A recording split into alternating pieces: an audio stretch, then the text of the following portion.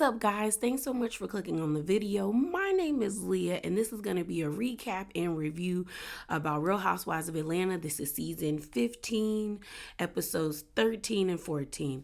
I know I'm behind, but it's been a lot going on right now. On top of that, I'm still running off of adrenaline from seeing Beyonce. So let's get into it. All right, y'all, so before we get into it, we gonna get a little spicy, just a little.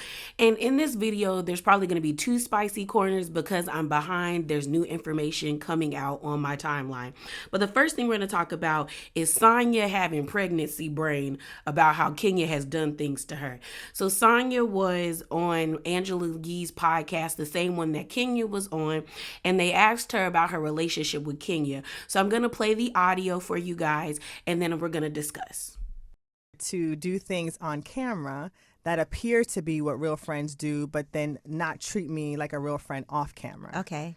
But it's hard to tell because you never know what's going on off camera. Yeah, and then sometimes I'm sure you see the episode and you're like, wait, who said what about what has been something that caught you off guard when you saw it afterward that you didn't know happened?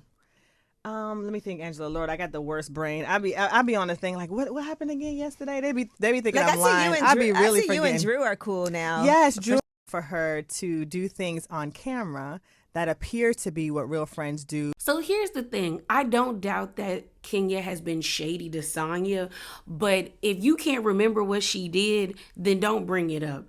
It's starting to feel like Sonya's going to try to do the Eva Marcel thing where it's like, oh, I'm pregnant. I have pregnancy brain. I don't remember. It's kind of like what Monique said. If you're not going to put a name on it, keep it on the playground. Like, if you're not going to state what she did, you just come out looking stupid and you're just trying to make up reasons why you and her are not cool. If I was Sonya, I would just say this. Look, I'm closer to Marlo and Sheree. Her and Marlo are not on good terms. I thought I was being neutral. Clearly I wasn't. And if we not friends, we not friends, and move accordingly.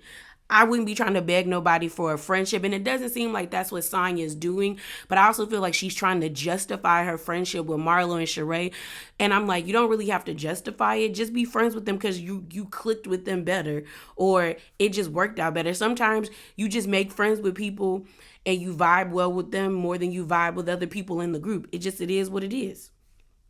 So next, we're going to be talking about this LaToya Forever Marlo situation and Drew. All right, y'all. So LaToya versus Marlo, it tickled me. It tickled me so badly. Like, I was like, what is going on? So on the night of the episode of when episode 13 aired, LaToya got onto it was Twitter, got on the Instagram and Twitter. But the way I came across this information was on Twitter, where she posted, Marlo called me. You accidentally unfollowed me. So I said, girl, what is going on? Then I started to see my mutuals retweeting screenshots of LaToya's Instagram stories where she has went to Marlo's IG page and put pictures of her in her stories where she got at Marlo Hampton. My iMessages are turning green. Did you get an Android or something? Then you have her doing it again with another picture where she's like, at Marlo Hampton, call me back. I think you accidentally unfollowed me, with laughing emojis. And a lot of people felt like this was brought on because Drew posted a picture of LaToya and not Marlo. Drew posted a picture of her and LaToya at Candy's event that happened in episode 13. And I think the caption was like to the effect of like new beginnings, new friendship or something like that. And so Marlo was underneath that with laughing emojis like, girl, whatever. So I think Marlo was like, LaToya's being fake right now because maybe they've had other conversations where it's like, girl, you told me how you felt about Drew. I warned you about her, and now you all hugged up with her, and you trying to make me look like I'm out here just doing op behavior, even though Marlo recording somebody is op behavior, but it is what it is. And Marlo basically was like, you know what? I'm tired of playing these games. I'm going to vindicate myself. So she posted screenshots of her text conversation that she had with LaToya on IG, and the date of this is on December the 7th, which was the day that they were like the week that we're in Portugal. That's probably also the night that she was sending the videos or something like that. But it starts off like this. It says LaToya's in the gray and Marlo's in the blue. And Latoya was like, women, wow. And then she said, when the F, I smoke black in my 30s, laughing emojis. That's so sad she's still talking about me. So then Marlo responded by saying, I'm done, but only because I know you and Aquarius just know WTF you dealing with. So then Latoya responded back by saying, I don't lie about ish.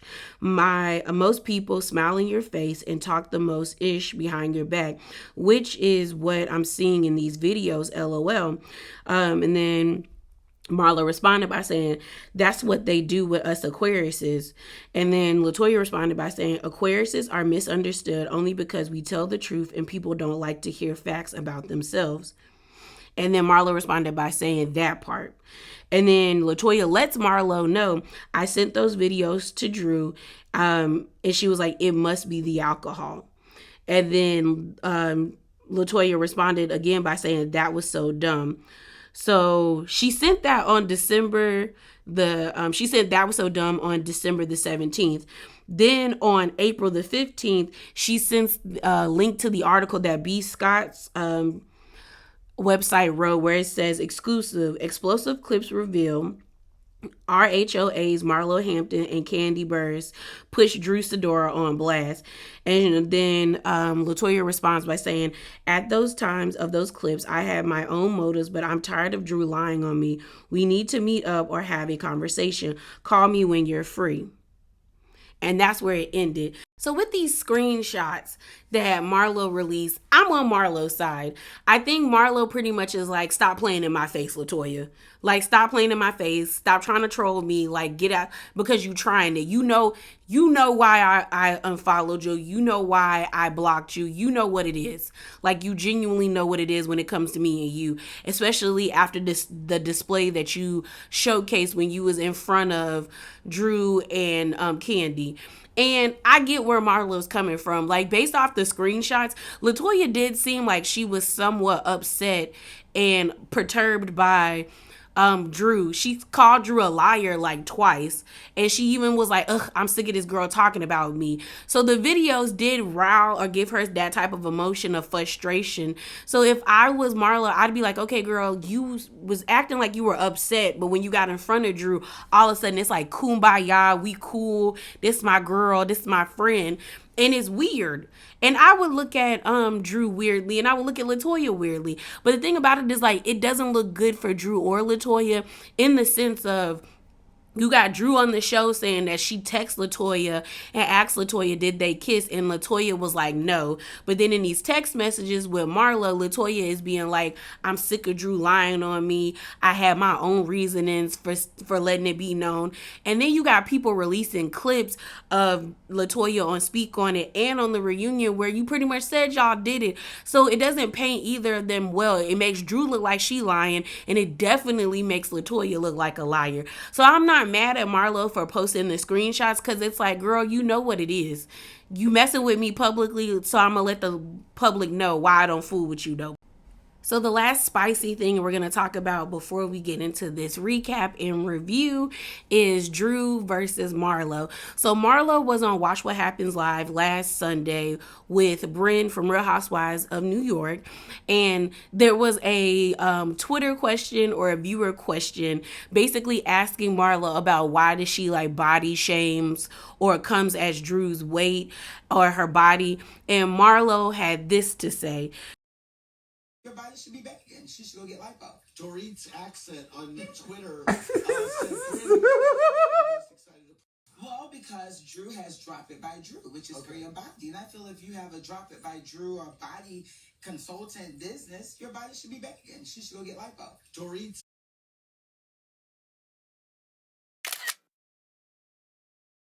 So this is how Drew responded to Marlo, and she said this: I'm sitting here in disbelief that at Marlo Hampton would attack me by body shaming and attacking my weight at this critical time in my life. Being a parent, going through a public divorce, public humiliation, and just dealing with stressful emotional issues. Clearly attacking me won't get you very far. If you feel this way about me at this size, I can only imagine what you'll think about women of all sizes who have weight weight and challenging illnesses or eating disorders due to comments like yours. All I can say is shame on you at Marlo Hampton. And then she left it with Drew. Then Marla responded on her IG by saying this, at Drew Sidor, you have gone around stating bold-faced lies about me for almost a year now. Anyone who knows me knows how anti-drug I am. So many members of my family suffer from substance abuse issues to this day. When I was a child, I vowed to stay away from drugs. I hardly like taking pain pills after getting dental work. I have watched you assassinate my character all season. Your words have been absolutely disgusting to me, to and about me this past year. Stop it. I laugh to mask the pain. Both full of it. They're both full of it.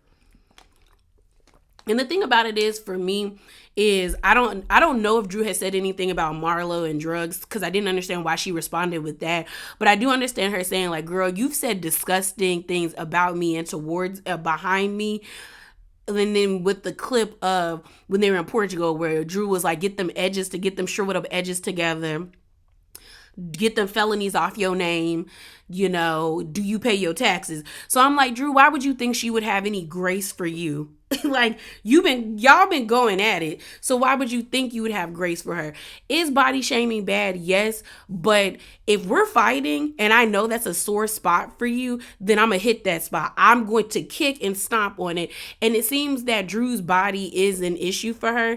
And no, should people be body shaming? No, they shouldn't. But don't be on a TV show where you can say nasty things about somebody and expect them to give you grace about the issues that you have. That's all I'm saying. And Drew does this thing that I hate women do when they're like, I'm a mother, I'm going through things. Yes, you're a mother, but you're also a bitch, and I can call you out on it and be just as rude and nasty towards you. And then to equate it to being like, people are going through eating disorders and illnesses. Yes, they are. There are people out there, and I hate that for them. But are they on a TV show talking trash about other people? No, they're not.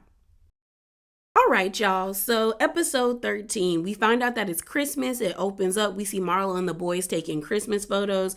The photos actually came out really cute with the fake snow, and their outfits were actually the boys' outfits were adorable to me. They asked about Scott Lee. She like, y'all not gonna meet that man until like a year, which I think is a good rule to have, coming from the background that they've had, probably with their mom and the instability that they've dealt with, that like you shouldn't just be introduced to new people into their lives that you honestly don't know are going to be there long term, which I agree with. We then see a scene with Sonya and her sister. I think her sister's name is Shezi. And they sit, like, her sister's wrapping presents. Sonya ends up wrapping presents with her. And they start to talk about their relationship. And Sonya's pretty much like, it's hard. Like, where the relationship is changing and I'm just having a hard time dealing with it. The sister's like, you know what? I've created boundaries with you, but you cross them all the time. Like, one minute you'll uphold them, and then the next minute you're just like, no. Like you go back, you revert back to doing the same thing. And it's just like, I can't deal with it anymore. Like, I'm a mom. I have all these things going on in my life. I can't always cater to you. And Sonya's like, yeah, I understand that. It's hard for me because I'm used to you being my biggest fan, my biggest supporter, my cheerleader. And I wish you would have been at the Mommy Nation event. Then Sonya starts to get emotional. She talks about her sister being a true Gemini. And then she says in her confessional, like, I want to do better, but I don't know if I can do better. And a lot of people were like, oh my God, Sonya is so selfish. And two things can be true. I like Sonya. I know why people don't like Sonya. But I also feel like people are extremely harsh on Sonya. Because my thing about it is that for the past, I think Sonya's in her 40s. Your sister has been this one way with you. That's going to be a relationship that has morphed and changed, where you're going to have to switch up how you move. And that's hard to do in a little amount of time. And I also look at the sister kind of funny, where it's like, you could have done other things. I get it. Y'all always say like she has a business in like she had her own hair salon in Houston, and that's cool. But why hasn't she started anything in Atlanta? She definitely could have built up a clientele by now, because her sister is Sonya, because she's featured on Real Housewives. And also, it doesn't look like Shezi does bad work. It looks like her sister does really great work. So I'm just kind of like, what else are you doing? Like, what else are you, like, you, even in this episode, she talked about how she never filled out an apartment application. Like, you've always lived with Sonya. So you also contributed to this relationship as well. So you can't always just put it on Sonya being like, oh, you're so selfish and you don't, yeah, no, like, you've helped contribute to this relationship. Y'all have like, and that's the thing I feel like is annoying me with people being like, Sonya's so selfish, when it's like, yeah, she's selfish because she's been the family business. Her family eats off of her back or off them legs. Like, it doesn't seem like they've generated any other income off of, like, just by themselves, pretty much. Like, we don't even know what Shezzy's husband does. Like, one minute y'all say he was trying to get into real estate. That didn't work. Now he was Sonya's assistant. He quit that job. What does that man do? Because up until now, y'all was cool with living together. But now, no more. It's something going on. But I understand the sister being like, I want to live differently, so please respect my boundaries. And in that regard, she should respect. Sonya does need to respect her boundaries. And she needs to try harder as well, like, try harder in helping forge a new dynamic with her sister. So the next scene we get introduced to Miss Cheekbones herself, Miss Cynthia Bailey, Miss 50 Cent. Cynthia looked good, y'all. The makeup was makeuping, the outfit in the confessional was cute. She just looked good. Cynthia is a beautiful woman. So she walks into, I think it was Blaze. She was hanging out with Candy. They're sitting down, ordering food and catching up. And Cynthia talks about, getting a divorce from Mike Hill, how she's not really happy about it, but, I don't want to stay in a relationship where I was unhappy. My thing about it is I never thought she should have married Mike, only because Mike was very upfront about never being faithful in any relationship that he had ever been in. And people like that, men like that, I believe if they want to be in relationships, should just be in open relationships. Be polyamorous, where there's an understanding that you might have a girlfriend or a boyfriend or two, like something like that. But don't get into a relationship that that one of your, like, the other person that you're in a relationship with wants monogamy and you don't want that. Like, I don't think that's fair.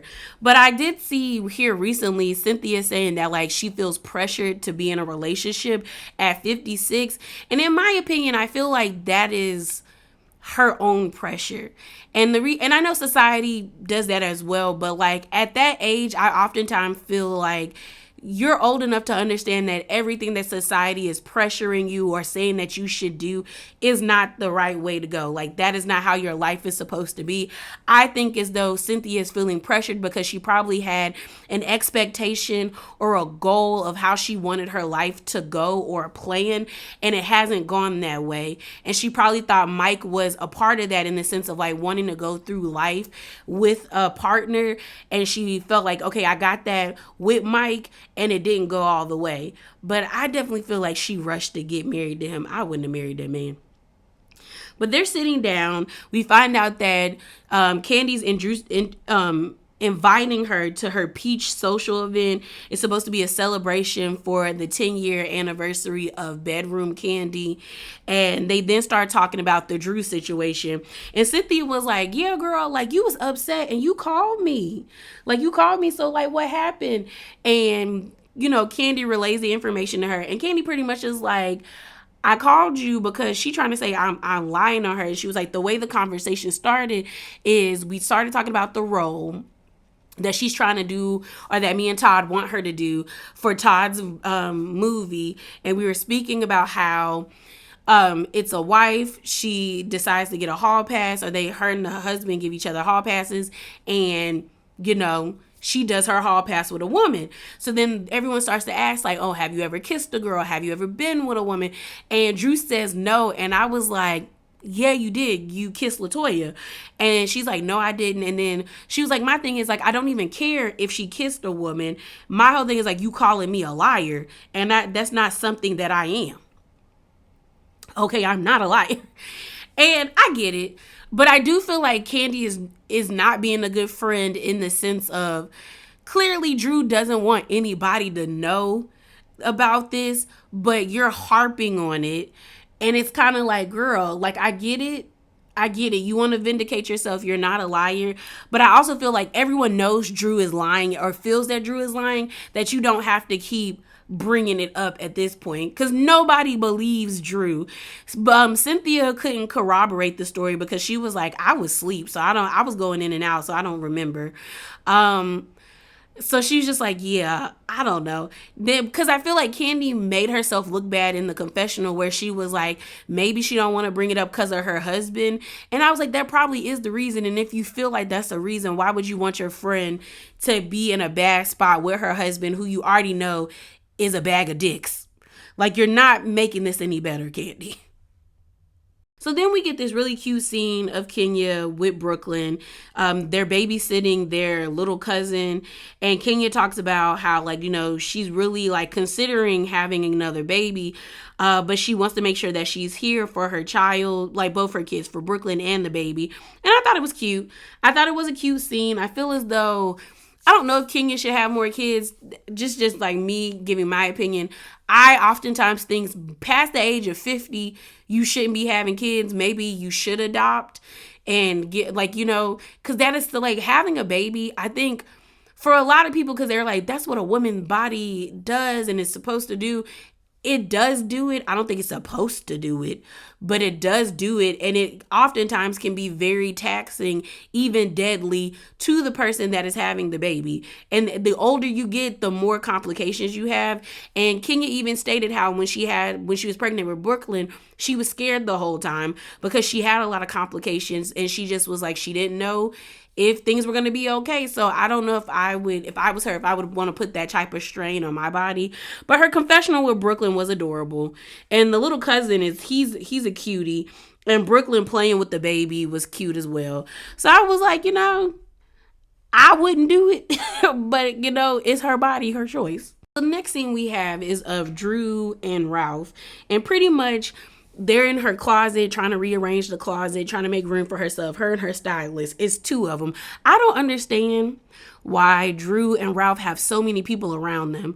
Like last season, it was like 5 or 6 people. You had like 3 nannies, 3 personal assistants, a chef. And it's like, where do y'all be going? Or what do y'all be doing?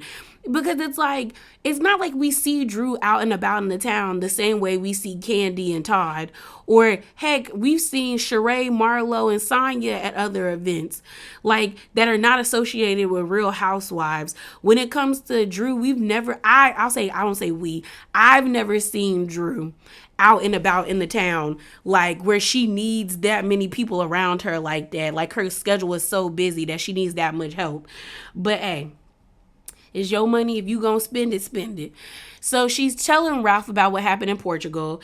I guess people can let go of the whole thing of like Kandi out and Drew, because Drew said in this scene, she was like, I've kissed girls before. I just never kissed LaToya. So I don't even think it has the whole Christian aspect that a lot of people were talking about, where they were like, maybe it's because she's Christian and her mom is really strict and very religious. And I was like, that could be the case, but she just admitted right here and there that I've kissed the girls before, you know, I've kissed a girl and I liked it, you know what I mean? But my thing about it is, I don't know. I feel like this is stupid. It was stupid last episode. Now it's really stupid this episode, because I'm like, do y'all really not have nothing going on this season to bring up something that happened 2 years ago that for the most part seemed like everyone was like moving beyond and moving forward? But now it's like, no, we're still going to talk about it. My only thing about it is that it does feel like in a way Drew is lying, because she's going too hard about it. Like, if I was Drew, I would have played it off like, girl, I didn't kiss her. And if they were like, yes, you did, I'd be like, I don't remember kissing her, so I ain't kiss her. It is what it is. And left it at that. And then the producers asked her about Ralph being in Las Vegas. How you feel about it? Did you ask him what he was doing? And he said he was working. And I'm like, okay, girl. Okay. Okay. So it's time for the peach social party that Kandi is throwing. for the anniversary of, Bedroom Candy. And, congratulations to her. She talks about how, like 10 or 12 years ago when she first started her business, when they were at her and Sheree are reminiscing about that time they went to the sex shop and how they was like, everyone was like clutching their pearls and like, oh my gosh. But she was just like, back then, nobody was really being very sex positive, especially in the Black community with Black women. So she's glad that she has created orgasms throughout the nation, which I giggled at. But I'm going to be honest with y'all. When it comes to when Candy speaks about sex, it's cringy. It's always cringy for me. It has never not been cringy, even when she began, because it always comes out like your mom speaking about sex. It just is uncomfortable for me. But I'm not going to knock her. I think it's wonderful that she was able to tap into an industry, a multi-million-dollar industry, and carve out a lane for herself. And I do think it is important to have sex positivity in the Black community because it brings awareness to issues such as like abuse and creating boundaries when it comes to being intimate with one's partner or other people's, I don't say other, you shouldn't be out here with other people's partners, but y'all get what I mean. But she was showing off this new toy, which I think is just a rose, but in the form of a peach, which is smart because they live in Georgia and like she's known as one of the Georgia peaches. So I think that's a smart idea. And it was actually really cute and discreet. Well, I don't know if it would be discreet, because I feel like somebody would be like, why you got a random peach in your room? If you had it on display or you left it out by accident. But I thought the design of it was cute.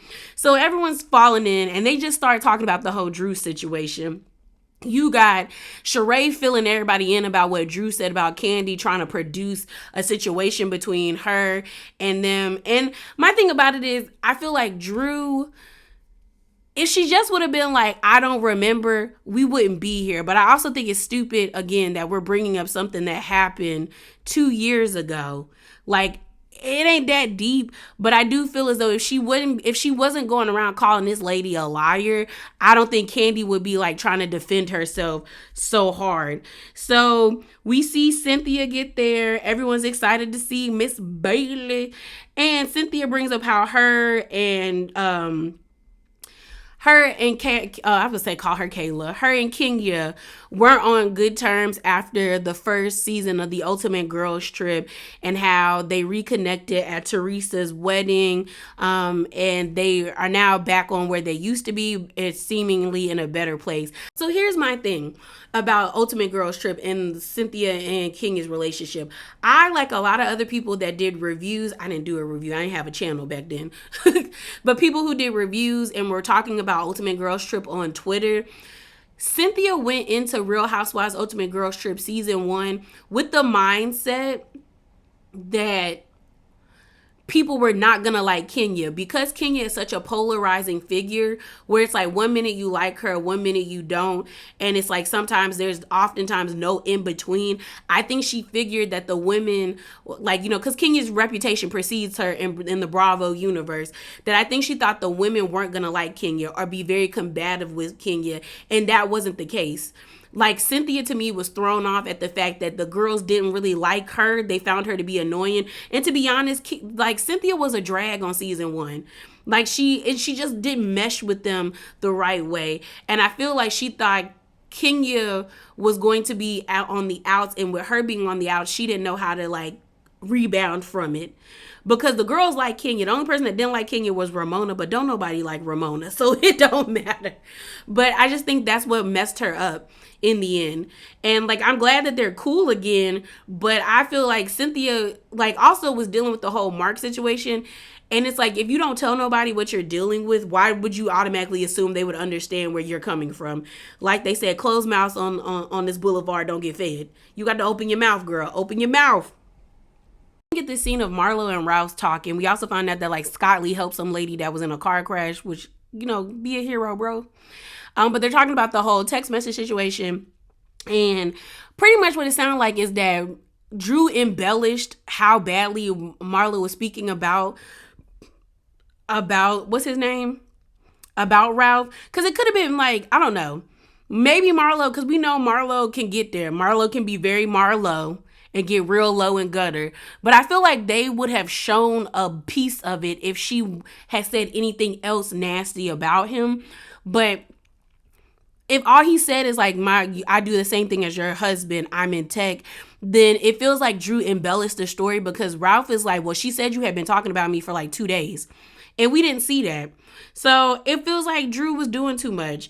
So they had a conversation. Drew and them were there. We then see LaToya gets there.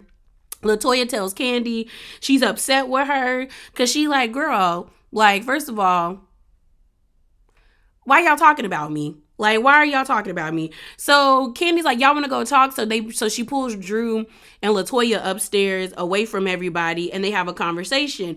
And Candy's like, I don't really care if y'all kiss. My issue is you calling me a liar. And they flash back to the scene. And then LaToya's like, well, I'm getting text messages from Marlo about this conversation, and I don't like it. So they're like, let's go get Marlo. So they go, Don Juan gets Marlo, and she comes upstairs. And Drew is like, you edited the videos. Marlo's like, girl, I don't have the time to edit these videos. Like, I sent what was sent. You was lying. I was just letting her know how you were speaking about her, because LaToya speaks highly of you and you were speaking very negatively about her. And I was like, yeah, my whole thing is, Drew is doing too much. Like, why would anybody sit there and edit the videos? I don't even think Marlo is that. Like, I mean, like I said, Marlo can be a gutter snipe, but I don't think she's that vindictive to like edit the videos that like y'all were having a conversation. I think you did yourself a disservice and you was going off about LaToya and you got caught up. That's it. But to be like, oh, you edited videos, and Marlo was like, girl, I'm not even about to sit here and have this conversation with you. So then we have this situation where LaToya is like, Drew, do you think Candy is like a reliable, kind-hearted person? And she's like, yeah. But then Drew says like, maybe Candy was fantasizing about me and that's why she wants this to be true. And Candy's like, girl, that's a reach. And that's the thing. I feel like Drew, it's a mix. Like, Drew is making it worse than what it is. I do feel like, this is the thing. I do feel like Candy is wrong in the sense of like, you can clearly tell that Drew does not want to keep talking about this.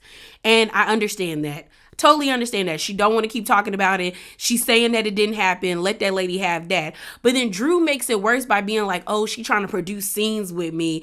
Oh, these people editing videos. Oh, you was fantasizing about me. That's why you want this to be true. She's adding more to it when it's just like, girl, just tell them like, look, I don't want to talk about this no more. And we just need to dead it and move on.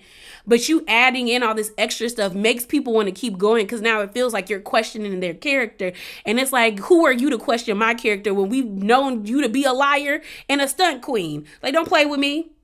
Like, I feel like that's where Candy's coming from. But it's mess. It is mess. Then Marlo being petty when she goes back downstairs after walking away, after Drew says, you wanted it, like you edited them videos. She gonna text Drew talking about, did you kiss her? Girl, Drew is horrible. So then they bring up what happened at the reunion, and then they talk about when they did the after show like those 2 years ago, where LaToya and Candy were doing it over Zoom because it was during the time of the height of the pandemic. And LaToya's like, no, we didn't do it. That like trying to like act like they didn't do it. But then Candy says, well, maybe I like, look, if that's not what happened, that's not really what happened. Pretty much being like, okay, if y'all gonna act like it didn't happen, we'll say it didn't happen, but I know it happened. Because now people are releasing videos. Because like I said, there's that clip of them with Candy Coated Nights. Like LaToya, not Candy Coated Nights, where I'll speak on it, where LaToya said that they did it. Then you got the reunion. So it doesn't make neither LaToya or Drew look good. It just makes them look like liars. That's it. It just makes y'all look like liars. So let's move on to the next episode. All right, y'all. So before we get into the review for episode 14, we're going to get a little spicy, just a little, and talk about this clip that's been going around of the ladies on the after show. There was some discourse between Sonya and Sheree, and I actually liked it. So I'm going to play the audio for you, and then we're going to discuss, and then we're going to get into the review for episode 14. Are saying Martell didn't pay for your birthday dinner. Mm-hmm. Well, I did hear that it was you guys that had a conversation. Okay, now you're wrong. You revealed the tea about him asking all the ladies for a cash out to pay for their dinner. He didn't pay for her birthday dinner. Say who told you though? Girl, it was Marlo and Sonya. Everyone thought that he should have picked up the bill, and Marlo and Sonya also thought it, and they were laughing behind Sheree's back. They hanging right under your neck. They're making you think that they're so cool with you. They don't really care about you the way that you think. I'm gonna tell you who I heard it was. I heard it was Courtney. At the end of the day, I it was heard just it a little much for anybody to think that they were going to come to my birthday party and not bring me a gift and not do this and not do that, and then you think you're going to get your meal paid. You know, we're not married or anything like that. Y'all have not been together that long for him to pay the bill that we had for that whole table. I have not been to dinner with anyone whose guy paid for me. Period, by myself, any of you guys. Typically, when it's a birthday party, people chip in. People chip in. Let's push through. Let's push. Yeah, people would can chip in for the birthday girl. Especially if you didn't bring a gift. I'm just saying. Well, the thing, so I'll be honest. I originally thought that Martell would pay it. Like You did? I didn't think about like how new the relationship was. So Martell shouldn't have that responsibility. And the other thing about that whole gift thing you keep saying, Sheree, is You know we want to get out of here tonight. no, I gotta answer this. No, because I just landed. no, because the thing is, Sheree, when we first started gonna have the dinner, I thought it was gonna be just me, you, and Ross. But when you got there and figured it out, but when you got there and figured it out, you still want wanted your meal to be paid for? When you got there and you didn't know? No, but Sheree, hold on, no. Empty-handed? No, serious. I think it's empty-handed. So I literally found out about your birthday the day before, right? So to me, I'm not gonna run. You're not 5 years old. I'm not gonna run to the store to go buy you a gift. And you're grown. Why would I pay for you and your guy? You and your husband's dinner? I paid for y'all to eat at Ross's birthday party. I didn't ask y'all to chip. You know how many parties or events I've had? You see my events, honey. You think they're cheap? No, I don't think they're cheap. Okay, so we're not talking about an event. We're talking about a dinner. That's what I'm saying. Why would you expect me for my birthday to pay for you and your husband? Because friends and their Why would you husbands, expect they me? pay. Why would they you? pay. Okay. But I'm not saying he had to pay. I'm not saying he had to pay. I was happy to But pay. you should not expect me to pay for anything on my birthday. I didn't expect you to pay. I thought your man would pay for you. Not you. I didn't think. Yeah, he did pay for me. That's what. But why would he pay for you and your husband? But what I'm saying is about the no. Ross shouldn't even want a man paying for him and his wife. No. Okay, y'all stop. Ross should not get the bill. Ross should not have wanted a man to pay for him and his wife. the bill, so he was going to pay for y'all.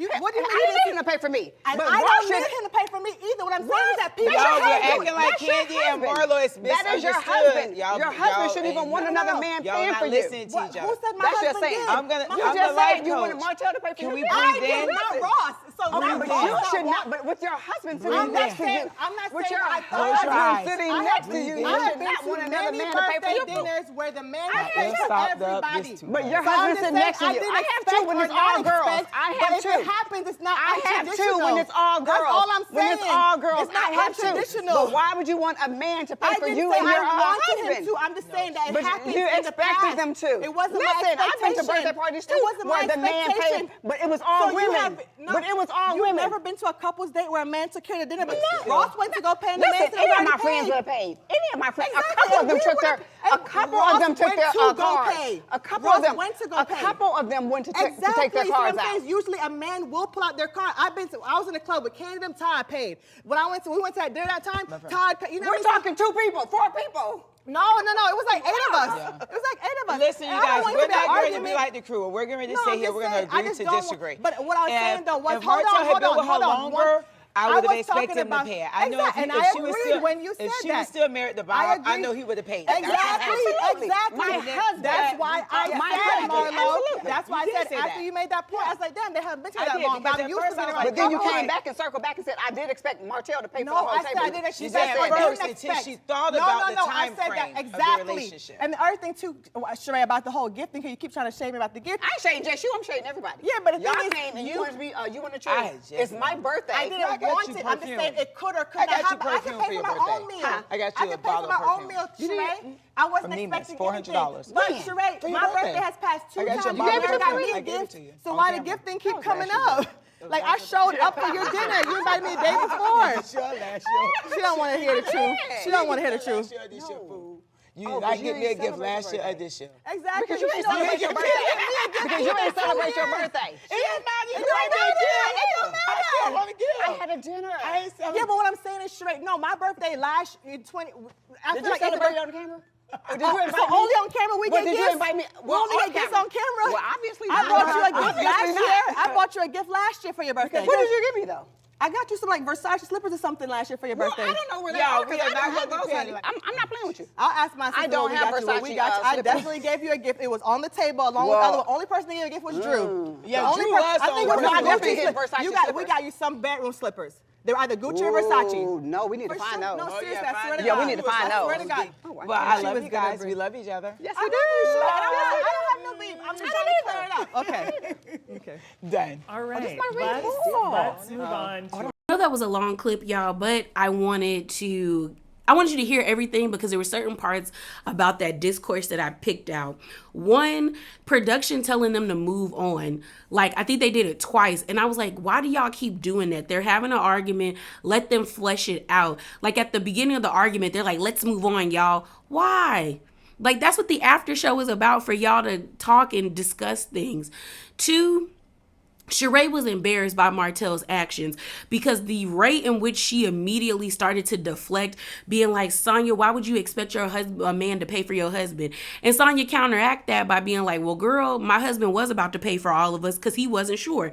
Then on top of that, she was like, well, y'all didn't bring no gift and expecting people to pay for y'all. And then Sonya was like, well, you asked us short notice. Then you have her being like, well, me and Martell hasn't even been together that long. And Marlo being like, yeah, I didn't think y'all ain't been together that long to expect that of him. And I think Sheree is embarrassed because Sheree presents herself as a certain type of woman that has a certain type of caliber of men that she chooses from, even though we saw the caliber that she chooses. But it's like she promotes herself or has this image of herself, and it's like you're dating someone that can't do the bare minimum of paying a $1,500 bill. And now $1,500 for a lot of people is nothing to sneeze at, but you're on Real Housewives, a show that's supposed to be built around women living lavishly, and $1,500 is more like $15 to you, or that's how it should be. And then at the end, when Sheree and Marlo ignored Sonya, more so Sheree, but Marlo still engaged in having a conversation with her while Sonya was trying to get her point across. Like, Sheree turned her whole entire head to have a conversation with Marlo, and then she leaned in. If I was Sonya, I would reevaluate my friendship with both of them, but more so Sheree, because that was rude as hell. All right, y'all, episode 14. We're just going to go lady by lady because I feel like I'm going to get long-winded, and I don't want this video to be that long. So let's do Sonya. We find out in this episode that Sonya is pregnant.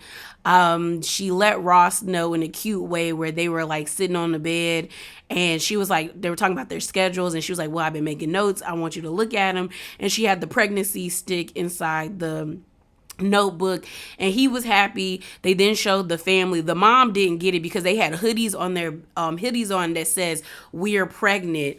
And the sister jumped up, and so did the dad, and was like hugging all over them and being like, oh my gosh, that's so wonderful. And the mom was like, what? I'm confused. And they were like, they had to turn around again. And she finally got it. And she was like, oh my gosh. And then they let Deuce know, and the little boy was like, when you having this baby, lady? Shezzy lets them know, like, girl, we found an apartment. And they were like, oh. And Shezzy's like, she said, girl, being a nanny to 3 is enough. Before, I can't do it. And Sonya was like, I'm not against hiring help. It's just that, like, it's nicer to have your family, which is true. So I was like, good for them. I think the baby that she's having is their rainbow baby, or I think so. Because in the People magazine that was released, that she did, that they released their pregnancy photos, she talked about having a miscarriage and then getting pregnant again. So I think this baby is a rainbow baby. So I hope she has a happy and healthy pregnancy. Next, let's talk about Miss Kenya. So we see Kenya is at home getting a little lunch together for Candy and Shamia. And I giggled because I was like, oh, they is bringing everybody back. We saw Deshaun, Lisa, Solo Cup Kim. We saw LaToya last episode, and then we had Cynthia. Now we got Shamia. And so I was like, this is funny.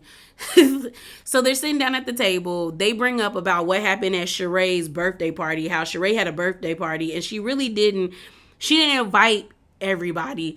Candy expected to get an invite, but she didn't get one. They start talking about how Martell didn't pay for the bill, and it was like only $1,500.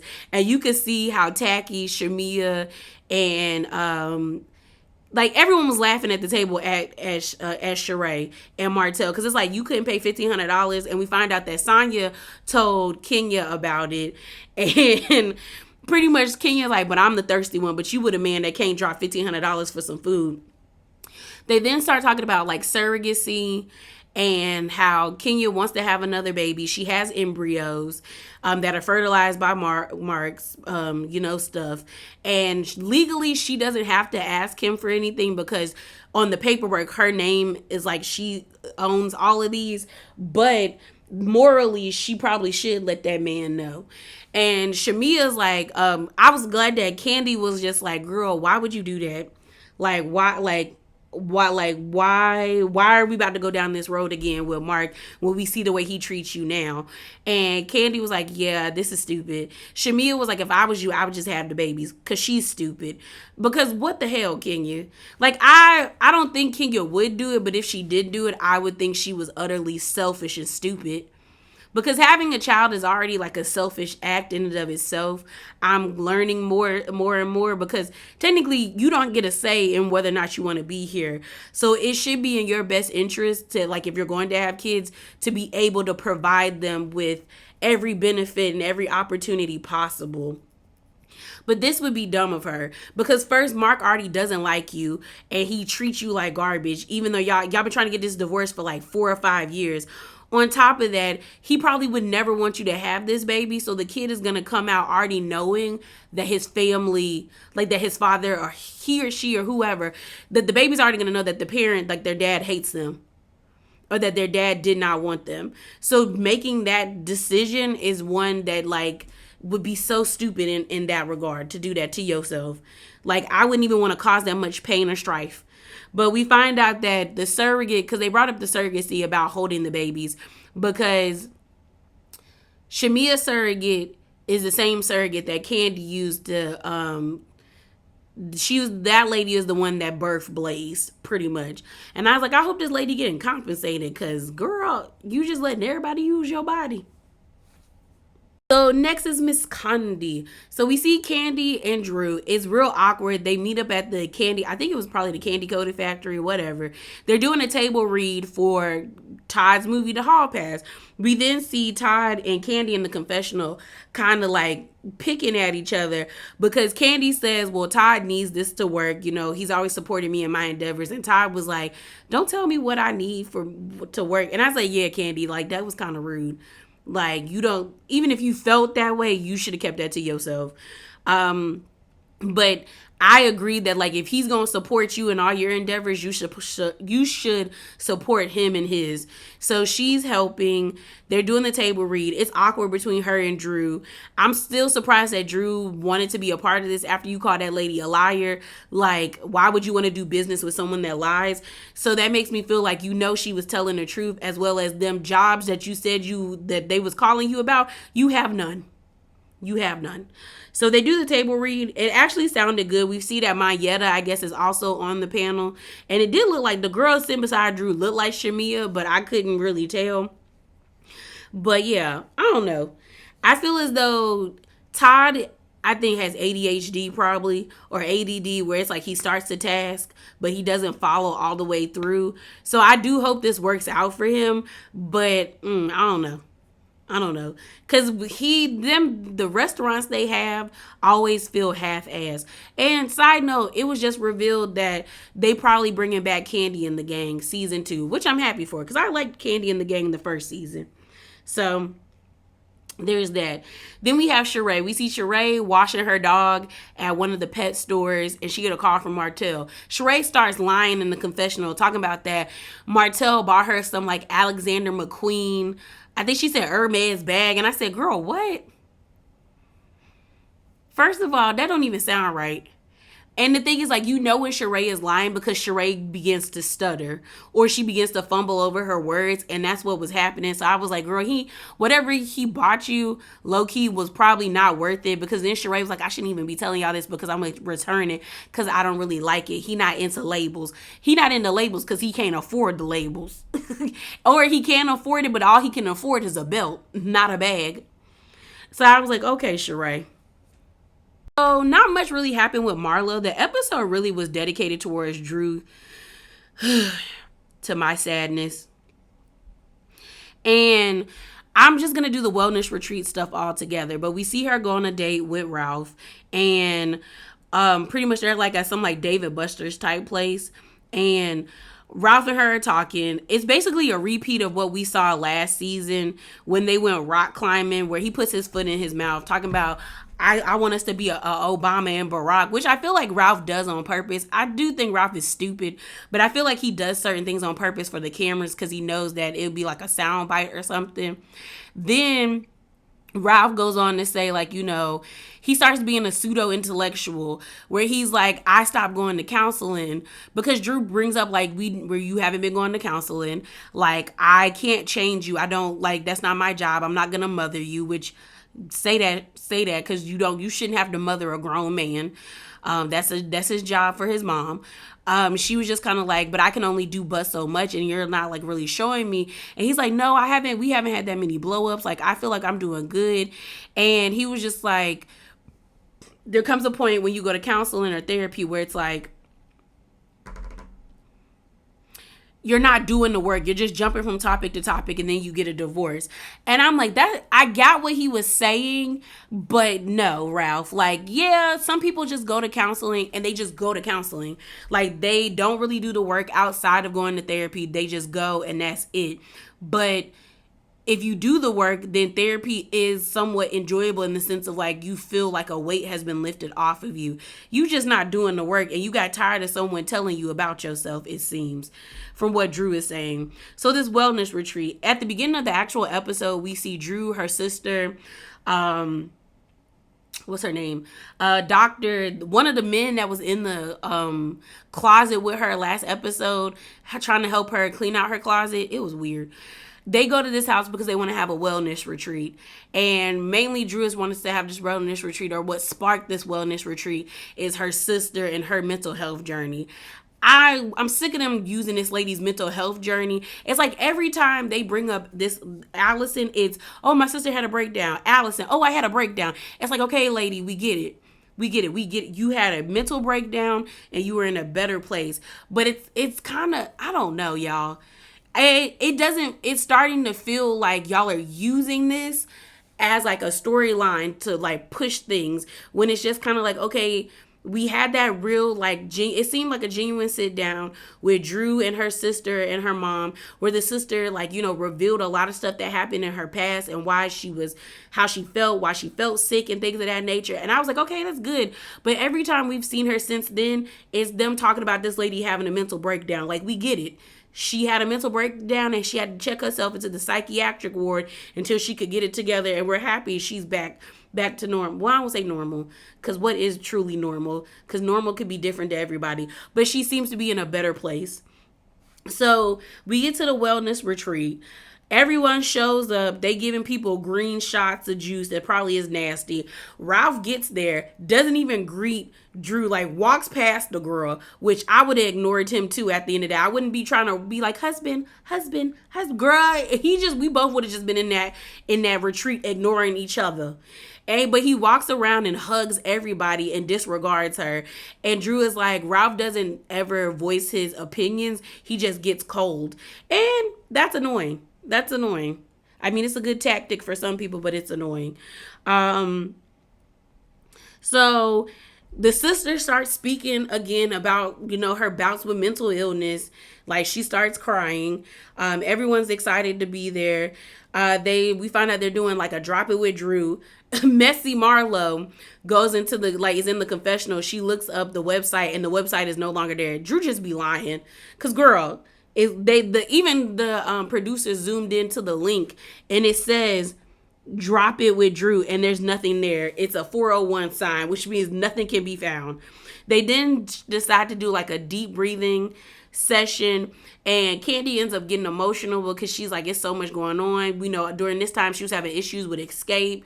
You know, she's just got a lot of things to juggle, so she got real emotional. Sheree and Marlo was like, girl, what is this? Marlo said it stank in there because they worked out before they did the heavy breathing because she had them do drop it with Drew.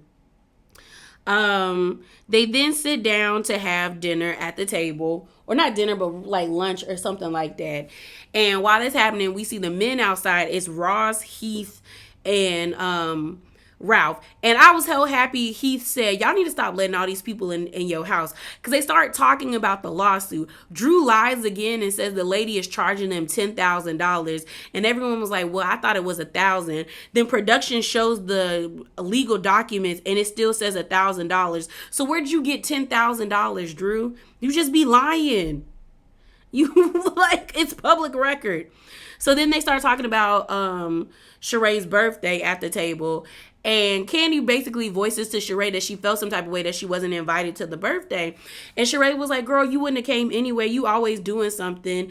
And what's her name? Cynthia was like, to be honest, it was very short notice. And it was at Nobu. I like Nobu. So I wanted to go. It wasn't that many people. But Sheree messed herself up talking about she invited people she's known for 30 something years, when it's like, you invited Sonya and you invited Courtney. You just met both of them like that. So, girl, no. But Sheree apologizes to Candy because she's like, you know what? I should have, I'm sorry I didn't invite you. I didn't think you would come because you always doing something.